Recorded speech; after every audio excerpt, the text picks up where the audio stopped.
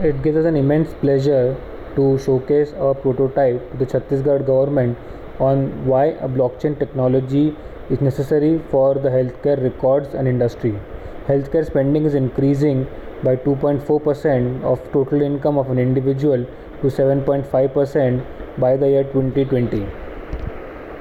So, what exactly is the problem and why blockchain is necessary? Infrastructure issue, public healthcare system which has no level of service affordability, and healthcare is the biggest expenditure in terms of insurance, ongoing treatment, emergency, etc.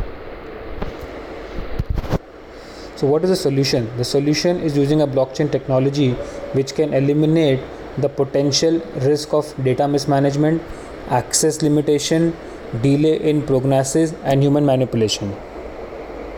So, how does it work? It works in a simple manner. Anyone who sends a request, that request as a transaction is floated on a P2P network of nodes. The nodes validates the transaction and the status of the users using algorithms. A verified transactions can be inclusive of contracts, records, or other informations. Once verified, the transaction is combined with other transactions to create a new block of data for new ledger. The new block is then added to the existing blockchain in a way that is permanent and unalterable. The transaction in this way is completed. Data transfer on CGMed chain. How does the data gets transferred? Anybody who is a data owner, be it a patient or a clinic or a hospital, is represented through a blocks. The block is protected by a private key and public key. The block is added to the chain which cannot be altered. Once the user approves the sharing of the data moves to another party in the network. Master patient index on this. What does this basically, the concept is all about? That data is held by the patient. It improves the standardization, it improves interoperability, it improves ownership and the portability of data and the data integrity. So what happens in the case of interoperability of CGMed chain?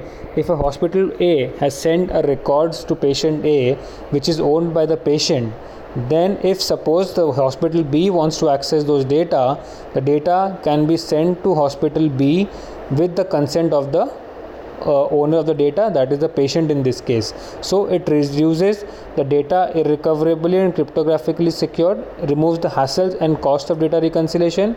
Medical practitioners can easily pull and push the data, no need to replicate data. Access to both real-time and historic data. So how does a CGMed chain work? Because it works on a private key and public key combination and homomorphic encryption, it is safe and it is not possible for anybody to access the data. So who all are the chains in the ecosystem? It can be researchers, patient, hospital, private doctors, etc. So now let us take you through the application which the government can provide to all its users and how will it flow. So let's get started. If suppose an individual wants to record his health records, or there can be various other parties like healthcare centers, doctors, pharmacists, insurance providers, and etc. If an individual having an Aadhaar number wants to log in, he enters in Aadhaar number and puts on login button. Once he puts the Aadhaar number, he will receive OTP on his phone. Once he puts the OTP, it gets recorded and it clicks on login. So once through the Aadhaar number, all the data is captured and his profile is created. The profile contains of personal information, health information, appointments and prescription, various reports, blockchain log, and emergency services. There can be an emergency service like wherein patient cannot do his OTP, he can just use his fingerprint to authenticate the Aadhaar and gets an access to the dashboard. So what are data captured on the individual is through the Aadhaar data. Then you have health information which gets captured into this, the height, weight, blood pressure and everything. Then the users can upload the report. Suppose he wants to upload his report of sugar, he can upload the report and he clicks on upload button. Here are the lists of all the report which has been uploaded. Then he can also add and remove the reports which he wants to. He can also see his appointments and calendars which can be upcoming and previous, and also the prescription can be made.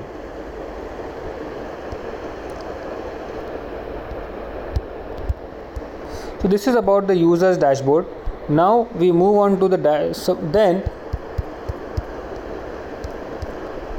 we come to the profile of an hospital. Suppose a patient goes to a hospital and he requests the information. Then the patient has to give his unique ID or Aadhaar number. Unique ID is created if there is no Aadhaar number. Then he clicks on search button.